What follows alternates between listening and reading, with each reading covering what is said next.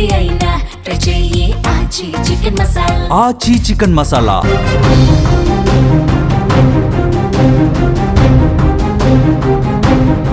హైదరాబాద్ రాజేంద్ర నగర్ పరిధిలో అత్తాపూర్లో పట్టపగలే దారుణం జరిగింది. ఓ న్యాయవాదిని దుండగులు వేట కొడబళ్లతో వేటాడి కిరాతకంగా నరికేశారు. సులేమాన్ నగర్లోని తన సొంత కార్యాలయంలో ఖదీర్ అనే అడ్వకేట్ పనిలో నిమగ్నమై ఉండగా హఠాత్తుగా చొరబడ్డ దుండగులు అత్యంత అమానుషంగా ఆయన చంపేశారు. ఈ హత్య వెనుక కుటుంబ గొడవలే ప్రధాన కారణమని పోలీసులు అనుమానిస్తున్నారు. ఈ ఘాతుకానికి పాల్పడింది బయట వ్యక్తులు కాదని, మృతుడి సొంత బావమరుదులేననే ఆరోపణలు బలంగా వినిపిస్తున్నాయి. కుటుంబ విభేదాల నేపథ్యంలోనే పక్కా ప్లాన్తో ఆఫీసులో ఒంటరిగా ఉన్న సమయాన్ని చూసి ఖదీర్ను చంపేసినట్టుగా తెలుస్తోంది. ప్రస్తుతం ఘటనా స్థలంలోని సీసీ ఫుటేజ్ ఆధారంగా పోలీసులు నిందితుల కోసం దర్యాప్తు చేస్తూ ఉన్నారు, గాలింపు చేస్తూ ఉన్నారు. స్క్రీన్ మీద ఘటనా స్థలాన్ని పోలీసులు పూర్తిగా పరిశీలిస్తున్నటువంటి దృశ్యం కూడా చూడొచ్చు. మొన్నటికి మొన్న మొయినాబాద్లో న్యాయవాది స్వప్నను ఆస్తి తగాదాలతో సొంత కుటుంబ సభ్యులే చంపిన ఘటన ఇంకా మర్చిపోలా. ఇప్పుడు అత్తాపూర్లో మరో న్యాయవాది బలైపోవటం నగరంలో తీవ్ర కలకలం రేపుతోంది. ఈ ఘటన తీవ్ర చర్చనించింది. వరుసగా జరుగుతున్నటువంటి ఈ హత్యలు నగరవాసుల్ని భయభ్రాంతులకు గురి చేస్తున్నాయి. క్లూజ్ టీమ్ అలాగే డాగ్ స్క్వాడ్ సాయంతో ఘటనా స్థలంలో పోలీసులు కీలక ఆధారాలు సేకరిస్తూ ఉన్నారు. పూర్తిగా ఇన్వెస్టిగేషన్ జరుగుతోంది.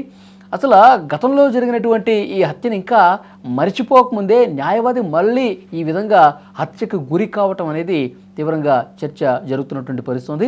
పోలీసులు ప్రాథమికంగా వాళ్ళ విచారణలో తేలుతున్నటువంటి విషయం సొంత బావమరుదులే ఈ ఘాతుకానికి పాల్పడి ఉంటారని చెప్పి బలపడుతోంది. ఎందుకంటే వాళ్ళ మధ్య గొడవలన్నీ తగాదాలు జరుగుతూ ఉన్నాయి. సో ఆ గొడవల కారణంగానే కుటుంబంలో ఉన్నటువంటి ఈ విభేదాల కారణంగానే ఈ విధంగా జరిగింది అని చెప్పి అక్కడ చర్చ కూడా వినిపిస్తూ ఉంది. ఏదేమైనప్పటికీ అధికారికంగా పోలీసులు దాన్ని ధృవీకరించాల్సి ఉంది. ఎందుకంటే ఎవరైతే దుండగులు ఉన్నారో, ఎవరైతే హత్య చేసి పారిపోయారో వాళ్ళ కోసం గాలిస్తున్నటువంటి పరిస్థితి ఉంది.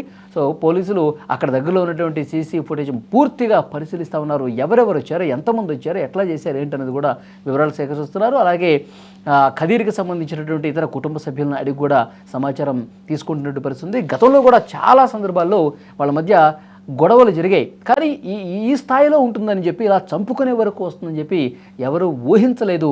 ఈరోజు ఆయన ఆఫీసులో ఉండగానే కూర్చొని తన పనిలో తాను నిమగ్నమై ఉండగా తనకు సంబంధించినటువంటి కేసెస్కి సంబంధించి అతను తన పని తాను చేసుకుంటున్న క్రమంలో ఒక్కసారిగా విరుచుకుపడి ఆఫీసులోని కార్యాలయం లోపలికి వచ్చేసి అత్యంత దారుణంగా హత్య చేసి చంపడం అనేది నిజంగా స్థానికంగా పూర్తిగా కలవలు రేపింది. అక్కడ స్థానికులైతే భయభ్రాంతులకు గురవుతున్నటువంటి పరిస్థితుంది. పట్టపగలు ఈ విధంగా ఆఫీస్ లోపలికి వచ్చి ఇంత దారుణంగా చంపడం అనేది ఆందోళన కలిగించే విషయం. ఎప్పుడు ఏం జరుగుతుందో అర్థం కావట్లేదంటూ స్థానికులు కూడా భయపడే పరిస్థితుంది. సో పోలీసులు అయితే పూర్తి వివరాలు దర్యాప్తు పూర్తయిన తర్వాత వెల్లడించే అవకాశం కనిపిస్తుంది.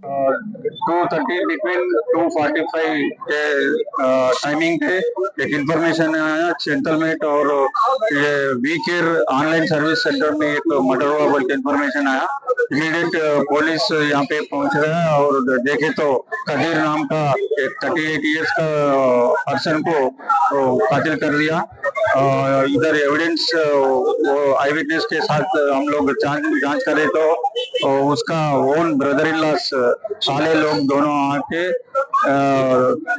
लकड़ी से और चाकू से उसके सर पे और छाती पे चाकू से मार के कत्ल किया जैसा है.